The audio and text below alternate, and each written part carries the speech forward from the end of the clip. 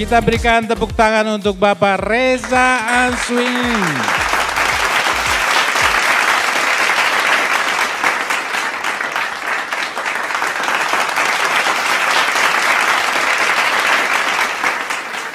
Coba bisa bayangin nggak bertahun-tahun, lebih dari 10 tahun saya kenal Pak Stephen.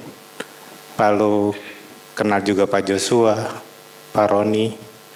Dan permasalahannya adalah Pak Stephen paling percaya sama Pak Joshua. Masa? Di webinar dia, manajemen dia, lalu ada acara kawinan dia, dan hari ini dia jadi MC juga. Oke, makasih Pak Joshua. Pak Joshua ini memang orang yang sangat humble. Satu aja sih kelemahannya Pak Joshua adalah nggak ada kelebihannya. Oke. Bapak dan Ibu semuanya, saya lahir di Bandung, lalu saya kuliah di kimia, lalu S2-nya saya ambil di ekonomi di Jakarta, 13 tahun di perusahaan air minum dalam kemasan seperti Aqua tapi bukan di Aqua. Alhamdulillah perusahaannya bangkrut, saya pindah di bisnis forex 18 tahun yang lalu, dan 5 tahun awal saya rugi belasan miliar. Cuma itu prestasi saya, tolong hargai, nggak usah tepuk tangan, ketawa aja.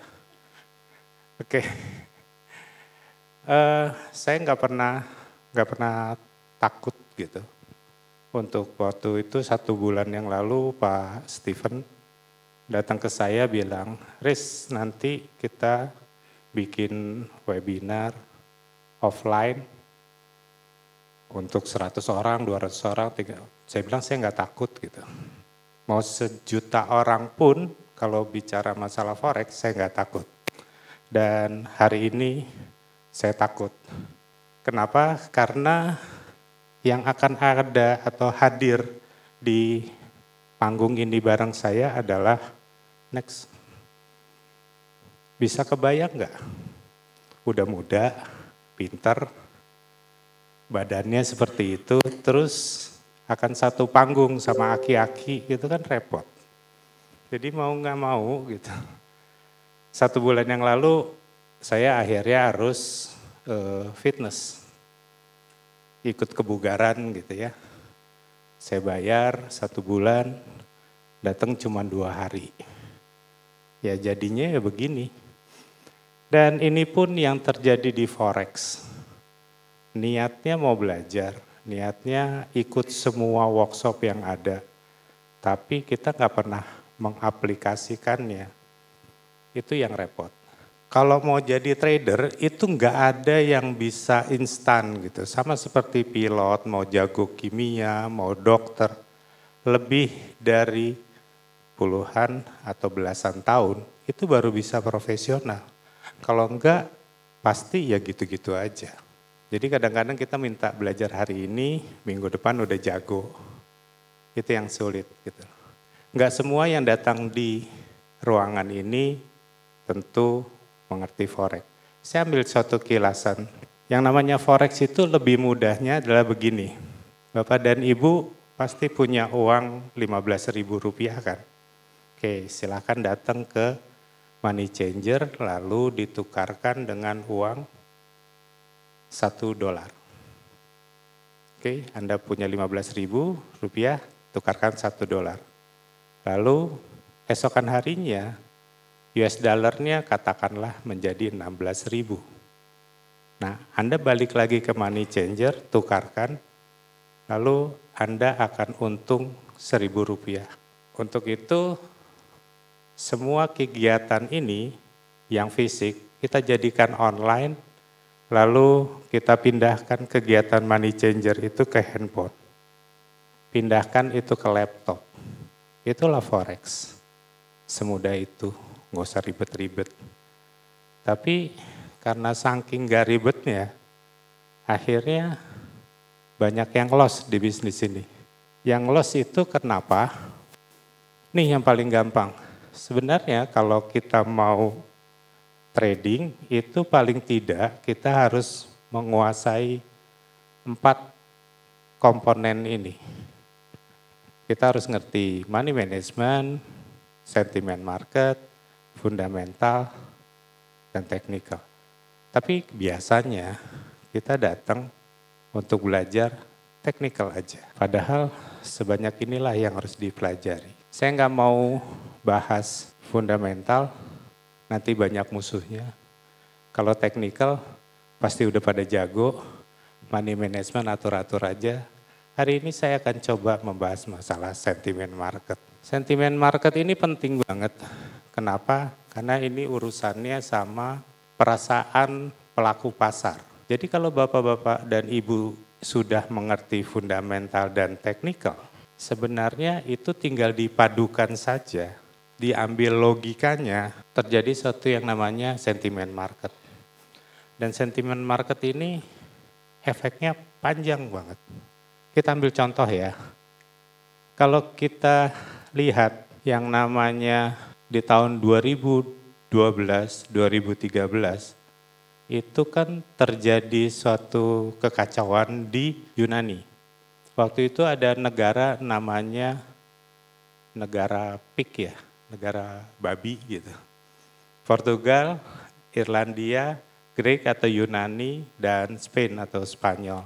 Dia punya hutang tapi nggak mau bayar. Lalu terjadi demo besar-besaran, Yunani kepingin keluar dari Uni Eropa. Apa yang terjadi? Kalau kita pakai logika aja paling gampang.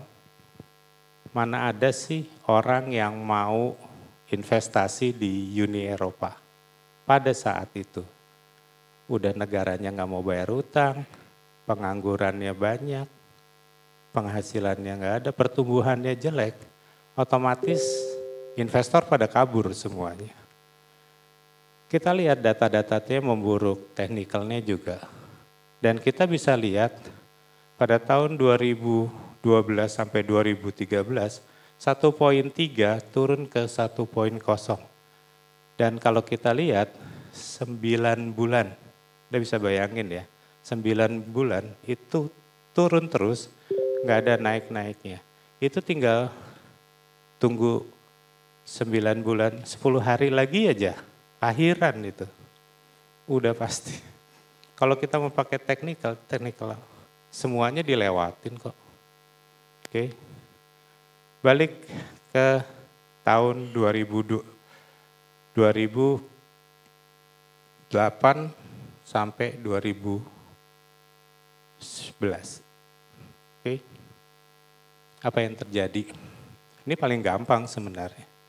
Yang paling gampang adalah Amerika Serikat menambah likuiditasnya di pasar. Apa yang terjadi? Dolarnya jadi murah dong. 3 tahun Pak naik, nggak ada turun-turunnya.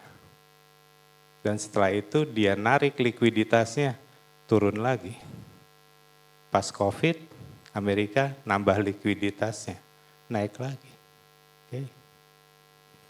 Bapak dan Ibu, sentimen ini kita bisa lihat, dia bisa berlaku beberapa bulan sampai beberapa tahun. Nah, cerita ini adalah yang membuat kita akhirnya sentimen ini mengawali suatu analisa fundamental.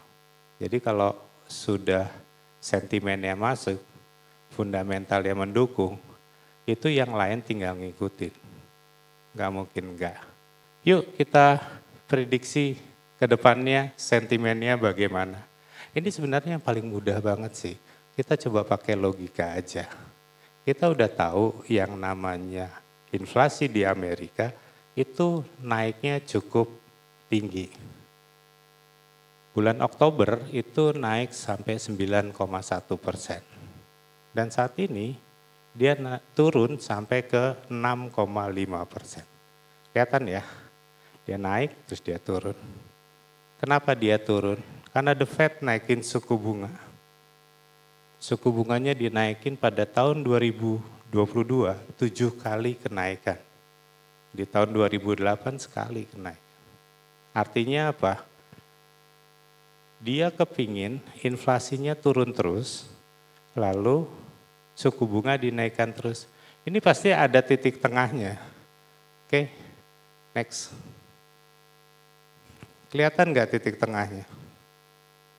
Pada saat dia turun, dari 9,1 ke 6,5 saat ini, lalu suku bunga naik dan sekarang ada di 4,75, titik tengahnya berapa? Pasti dia berharap di 5,5%. Itu artinya apa?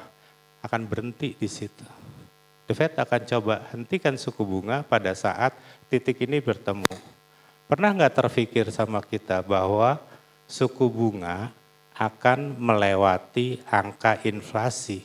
Nggak mungkin. Selama ini kan angka inflasi di Indonesia cukup tinggi.